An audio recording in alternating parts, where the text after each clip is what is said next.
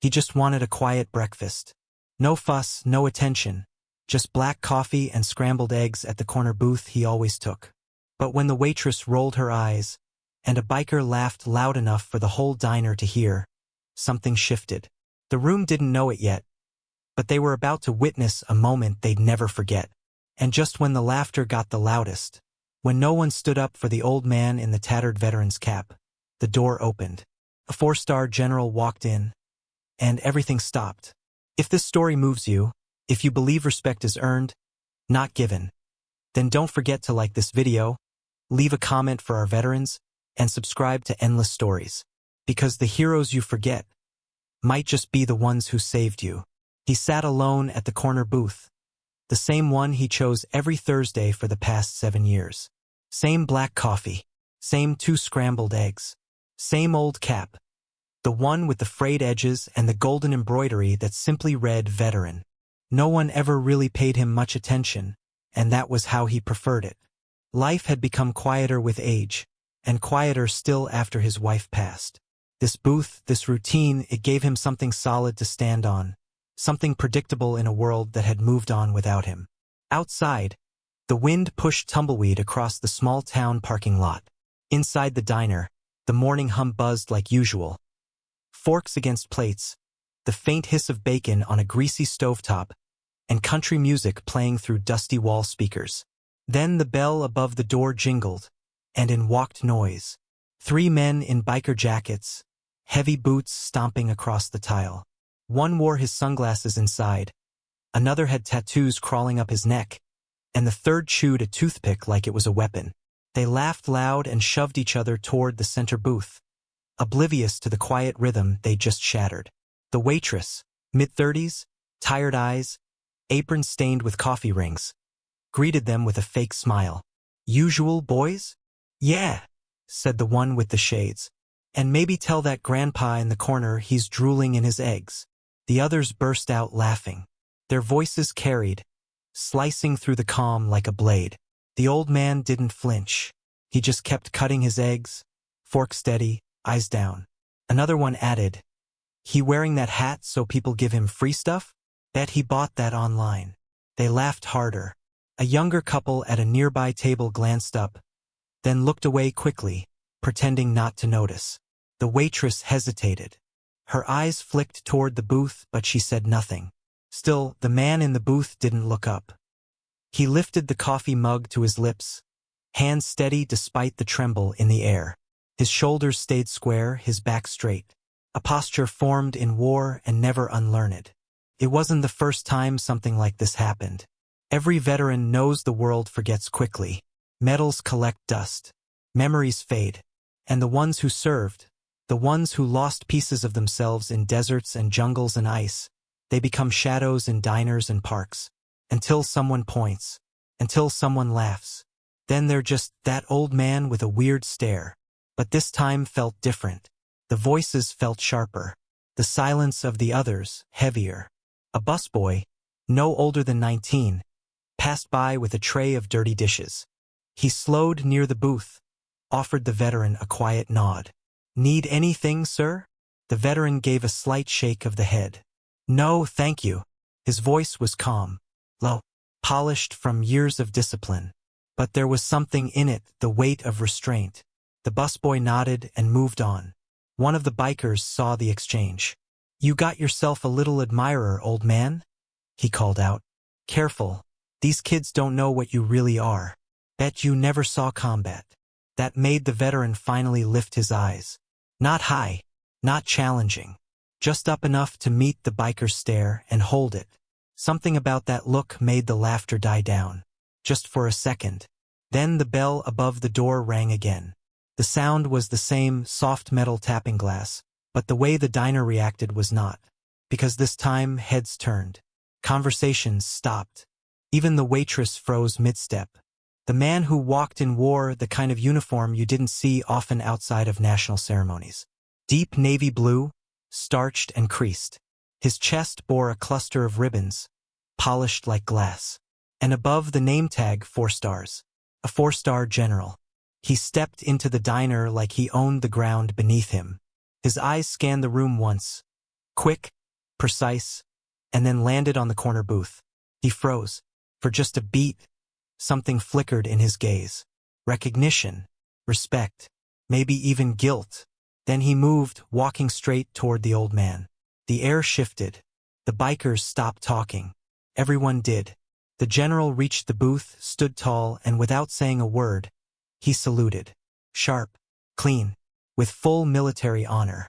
The old man slowly rose to his feet, bones aching but posture intact. He returned the salute with the same precision. Two men, vastly different in rank but equal in respect, stood eye to eye. The general spoke, voice steady and deep. "It's been a long time, Colonel." The entire diner went silent. Colonel?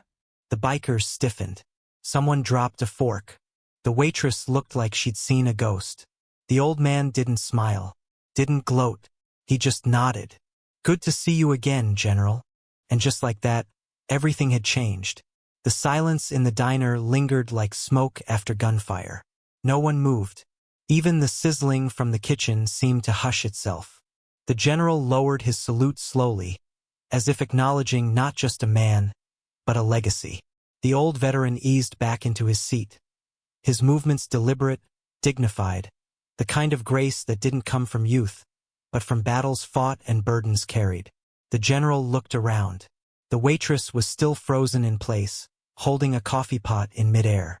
The bikers, who only minutes earlier had been loud and obnoxious, now sat stone still, eyes darting between each other and the old man they just mocked. One of them, Shades, forced a weak laugh. Wait. You're telling me this guy's a real colonel? Like, military colonel?" The general didn't even look at him. Colonel Whitaker led Operation Silent Shield. Saved the lives of over 70 men when the base was overrun in '91. He refused evacuation until every last soldier was out. Took shrapnel in both legs and still dragged 2 wounded out of the fire zone. He spent 9 months in a military hospital. They gave him a Silver Star and a Distinguished Service Cross. But you know what he never got? He finally turned to the biker, his voice low, even. He never got the basic respect he earned. No one spoke. The general took a breath, as if steadying himself, then turned back to the booth. "I was one of the soldiers he saved." The veteran gave the slightest nod. "You were just a second lieutenant then." "I wouldn't be standing here if it weren't for you," the general said quietly. "I saw your cap through the window. I wasn't sure it was you at first. But that look. You still wear that same expression when you're disappointed in people."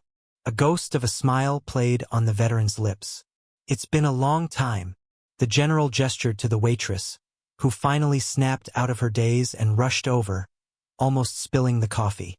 "Can we get another plate?" "I'm joining him." She nodded quickly, her eyes wide. "Of course. Right away, sir. I mean, General." As she hurried off, the general slid into the booth across from Whitaker like they'd done it 100 times before.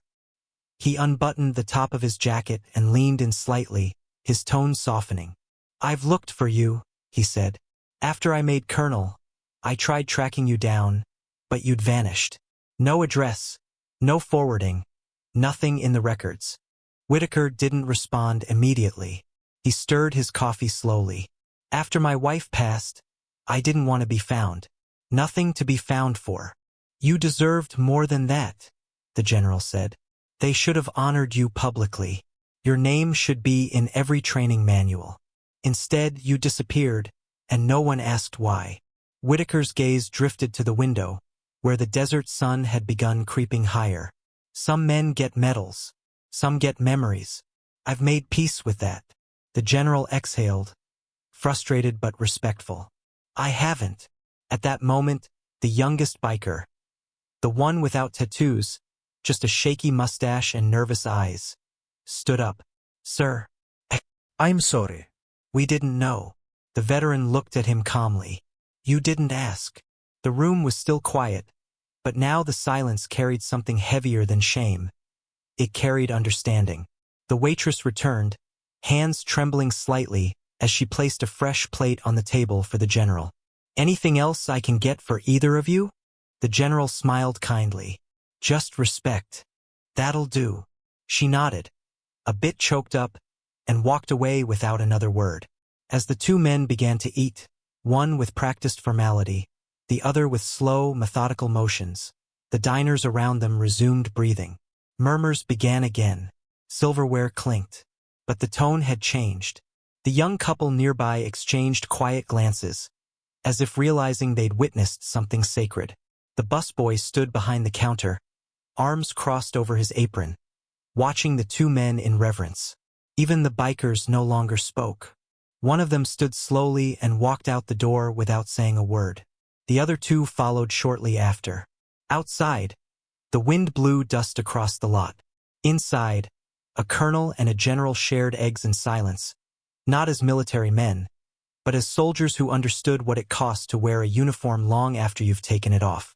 And in that booth, surrounded by people who finally saw what they had almost missed, a lonely veteran was alone no more. The meal between the colonel and the general stretched into a silence only old soldiers could share. No need for small talk, just the quiet rhythm of coffee sips, the clink of a fork against porcelain, and the occasional knowing glance. The waitress refilled their mugs without asking. No one disturbed them now, not the other patrons, not the staff, not even the cook, who peeked through the kitchen window with a reverence usually reserved for funerals or parades. Across the room, the young busboy hovered near the counter, his nerves buzzing with questions he didn't dare ask aloud. Finally, he walked over, clearing his throat. "Excuse me, sirs. I don't mean to interrupt, but Colonel Whitaker, was it?" Whitaker nodded, setting his fork down. "Yes, son?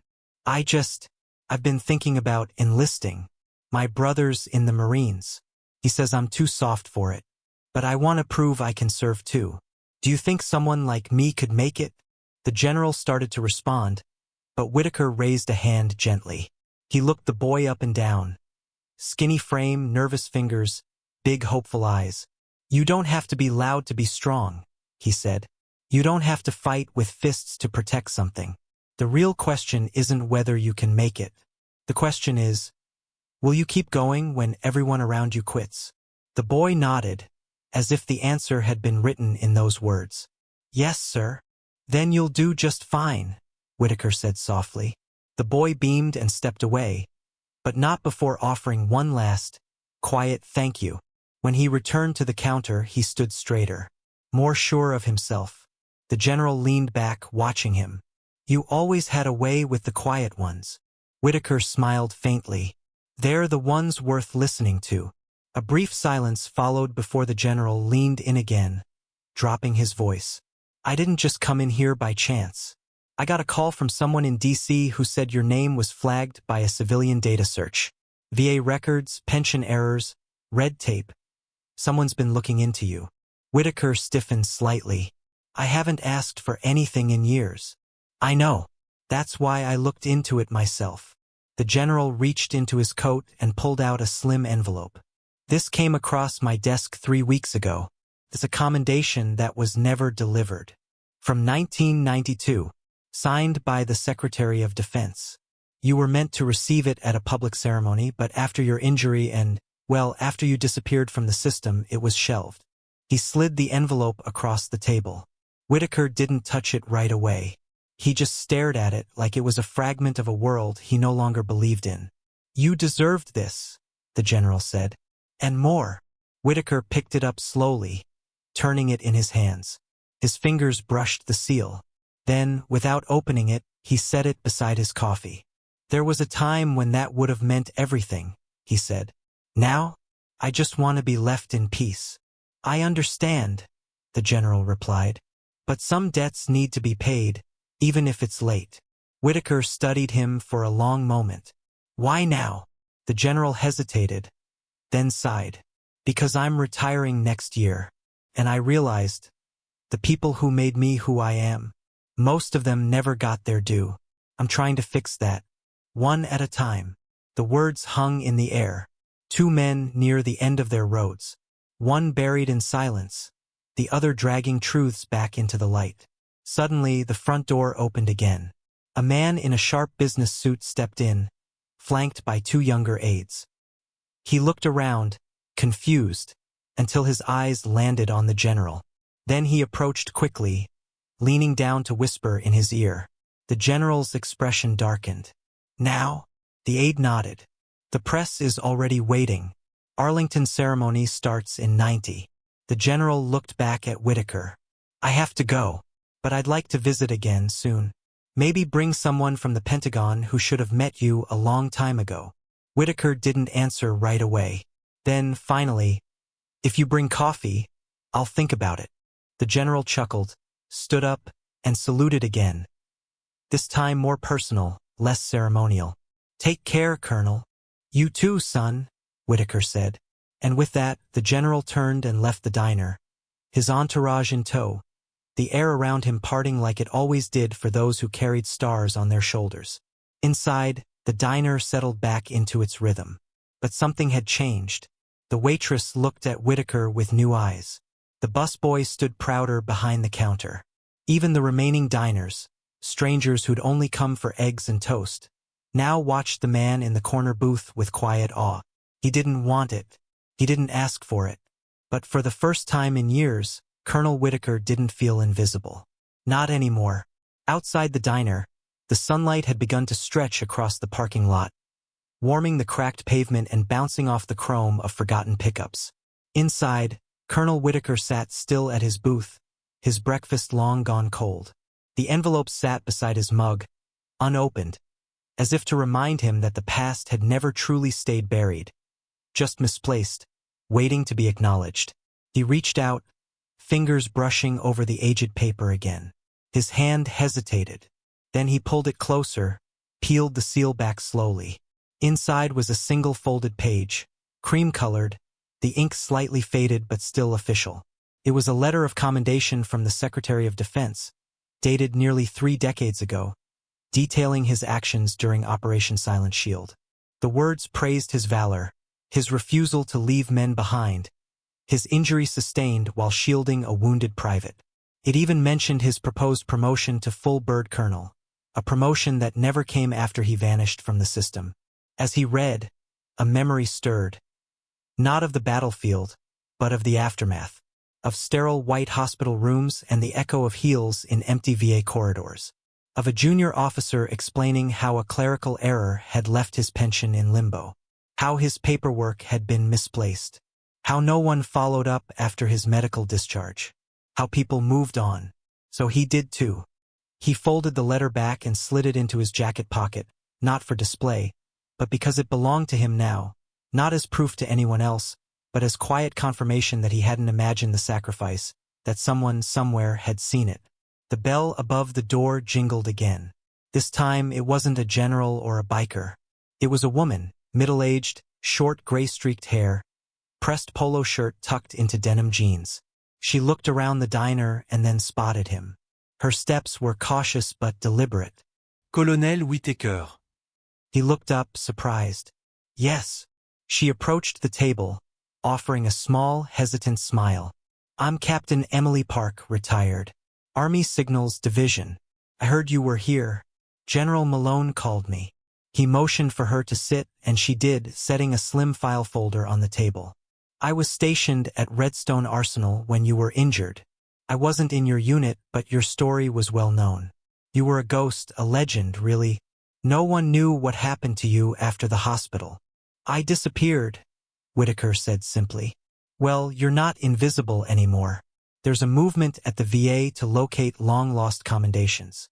After Afghanistan ended, some of us pushed hard to fix what got overlooked. You were one of the names we fought to bring back.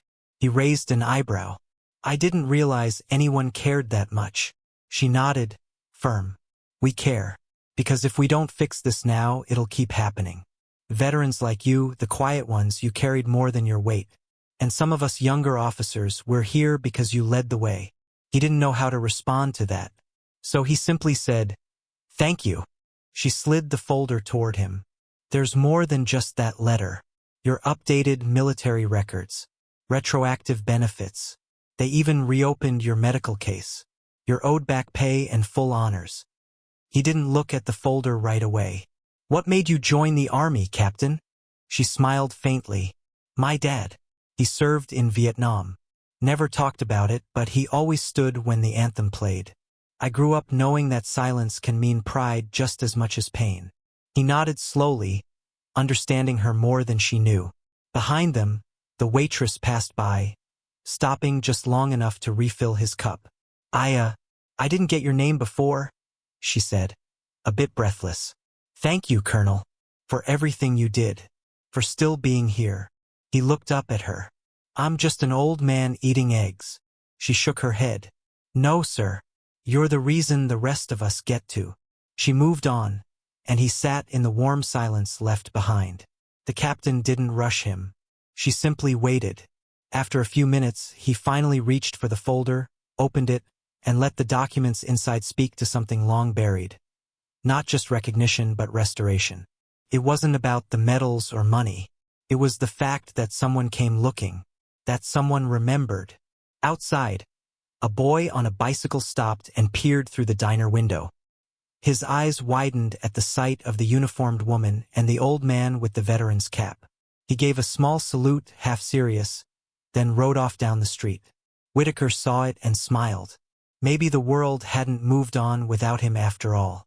It had just taken the long way back. The days that followed were strangely quiet, but not in the way they used to be. Not the kind of silence Whitaker had grown used to over years of solitude. This quiet held a different weight, not of being forgotten, but of being remembered. His name was now whispered with reverence in places where it had once vanished from ledgers. The diner staff, once indifferent, now greeted him with a kind of quiet respect.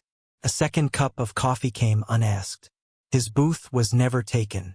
The air around him had shifted, not because he'd changed, but because people had finally opened their eyes. Yet even with the letters and visitors, the files and promises of back pay, Whitaker stayed skeptical. Life had taught him that medals fade, people forget, and bureaucracy always finds a way to erase men like him. Still, he showed up every Thursday to that same booth, not out of habit anymore, but because something in him needed to be there, just in case someone else needed to see that he was still standing. That moment came sooner than expected. It was a week after the general's visit when the door to the diner opened with a rough jingle and in walked another pair of boots. Younger, louder. A man in his 30s, muscular build, black hoodie pulled tight over a shaved head, strode in with the kind of energy that demanded attention. He was followed by two more, one chewing gum, the other recording something on his phone. They took the booth 2 tables over, throwing themselves down with loud laughter. At first, Whitaker ignored it, but then he caught fragments of their conversation. "Stolen valor," one said, snorting. "You see that old guy online? Guy pretending to be some war hero. Bet he never left a desk." Whitaker kept his eyes on his plate, but the words tightened something in his chest. "I'd pay money to see one of those guys try and throw down," the hoodie said, elbowing his buddy. "Half of them can't even walk straight, let alone fight." The one filming snorted. "You kidding? One push and they're on the floor. Bunch of broken old men." Whitaker didn't move. He finished his bite, sipped his coffee, and gently set the cup down. Then he looked up, not at them but at the window. He caught his reflection in the glass. The weathered face, the firm jaw, the eyes that had seen more than most men could imagine. The waitress approached nervously, tray in hand. "Everything all right, Colonel?" "Fine," he said calmly. "But if those boys get any louder, you might need to mop up more than coffee today." She blinked, unsure if he was joking. But when she looked into his eyes, she simply nodded and backed away. The filming continued. One of them turned the camera toward Whitaker, whispering something crude. "Let's see if this one salutes his napkin. Might go viral." But before they could act, the door opened again. This time, the man who entered wasn't in uniform, not yet. He wore jeans, a plain black t-shirt, and a service tattoo that ran up his left arm. His boots were polished despite the civilian outfit, and around his neck hung a single dog tag. He scanned the room once, noticed the camera, then the source of the laughter, then the old man at the corner booth. In 3 strides, he reached their table. "You filming?" he asked. The one with the phone smirked. "It's a public place." The man didn't blink. "Put it down." Or what? The man leaned in, calm but forceful. Or I remind you what respect looks like, and you're gonna wish you'd learned it from someone gentler than me. That's when the gum chewer noticed the tattoo. It wasn't just any ink. It was a Navy SEAL insignia, flanked by 2 deployment stripes. His smile faltered. The hoodie stood up, chest puffed. Who the hell are you? The man turned slightly, raised his voice so the diner could hear. Name's Gunnery Sergeant Mason Cole, United States Marine Corps. Retired, but not rusty. He pointed toward Whitaker without looking. And that man over there? He taught my CO everything he knew. He's the reason I came back from my second tour alive. Now the diner was quiet again. Even the cooks had poked their heads out. The waitress had stopped halfway with a coffee pot. The SEAL turned back. So I suggest you pick up your egos and your little phone and walk out that door before you dishonor something you clearly don't understand. They didn't speak, just gathered their things awkwardly and shuffled toward the exit. The last one paused at the door, eyes flicking toward Whitaker. For a moment it seemed like he might say something, but he didn't. He simply pushed the door open and disappeared into the sunlight. Gunnery Sergeant Cole walked over to Whitaker's booth, his posture still sharp. "Sir," he said, nodding. Whitaker offered a faint smile. "I didn't need help." "I know," Cole replied. "But I did." He sat down across from the colonel without asking. "I heard you'd surfaced. Got a buddy in the VA who called me. Figured it was a long shot, but I owed you a thank you. Back then, I didn't know who wrote that operations manual we used to train. Didn't know it was your handwriting that shaped how we survived." Whitaker chuckled softly. "You make it sound like I was a poet." "In combat you were," Cole said.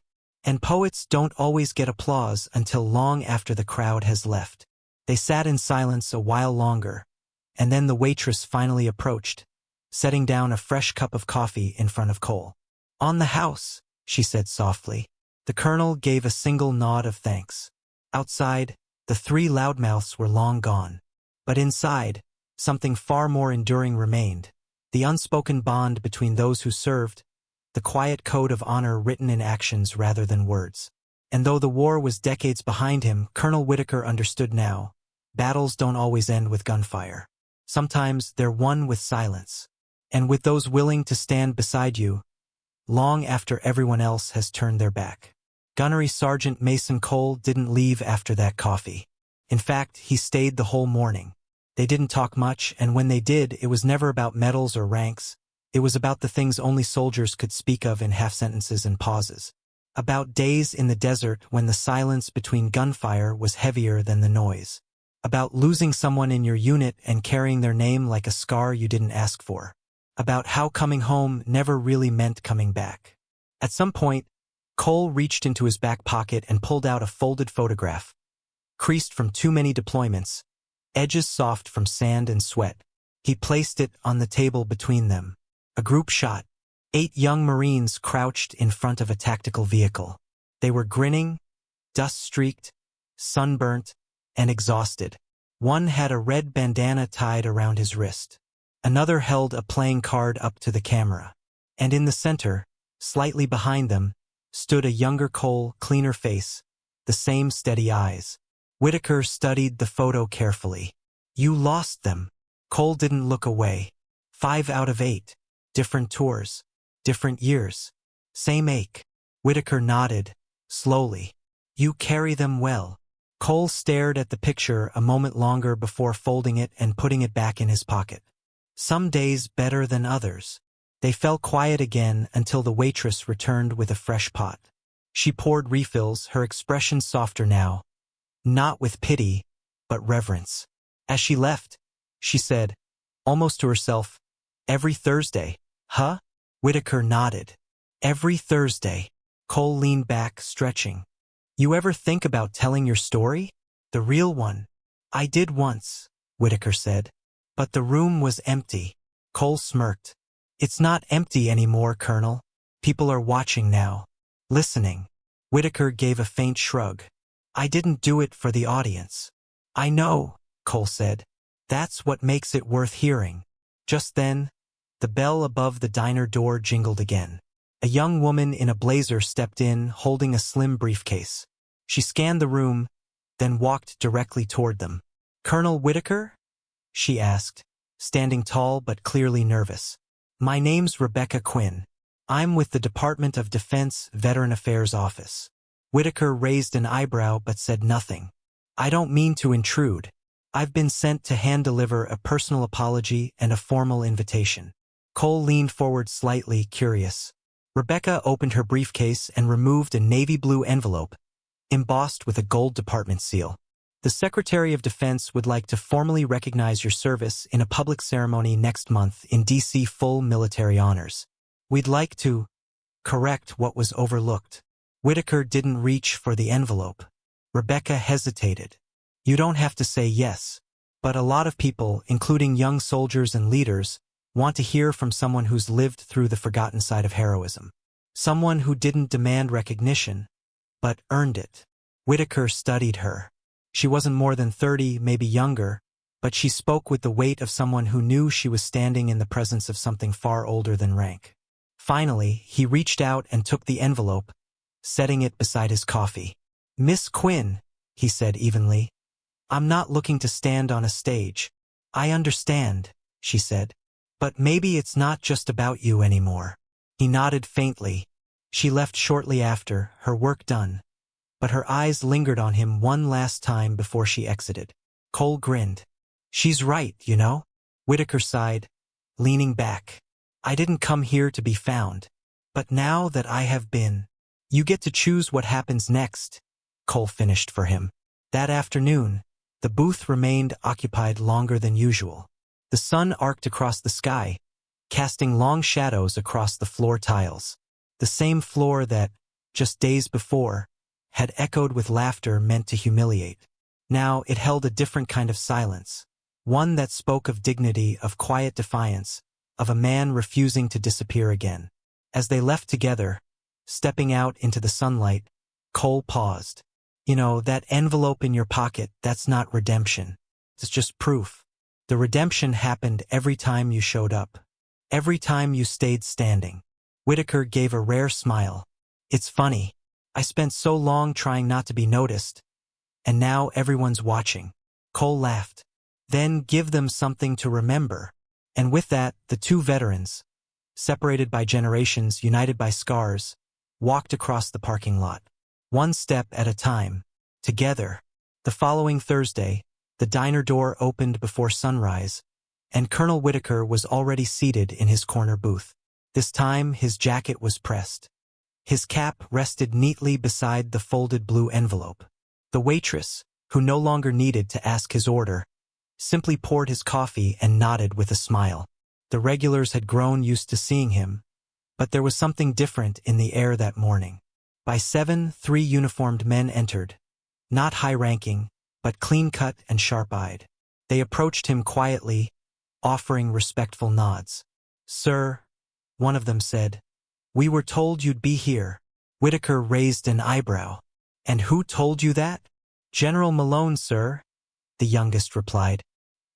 "He said we could learn something from the way you carry yourself." He motioned for them to sit. "Well, I don't do lectures, but I do finish my breakfast." They chuckled nervously, sliding into the neighboring booth. And just like that, a moment of unexpected mentorship began. Not through orders or speeches, but through presence. Over the next week, more came. Young soldiers, a retired Air Force pilot, even a local police officer who had once served overseas. Some brought coffee, others brought questions, but all came for the same reason: to be near the man who had quietly endured, quietly taught, and never once asked for applause. Word had spread beyond the town. A local journalist dropped by, then a regional outlet, both seeking interviews. Whitaker declined them all, but eventually gave one quote: "I didn't survive to become a story. I survived so others could keep writing theirs." And then came the ceremony.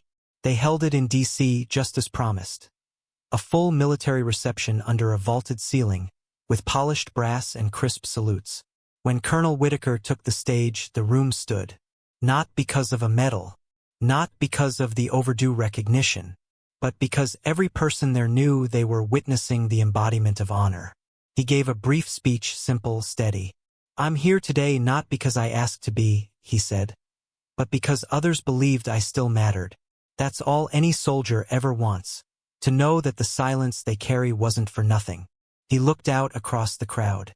"I hope we remember that it's not just the ones who come home in parades who served. It's the ones who faded quietly, who never asked for a spotlight, but stood their ground anyway." The applause that followed wasn't explosive. It was deep, respectful, and lasting.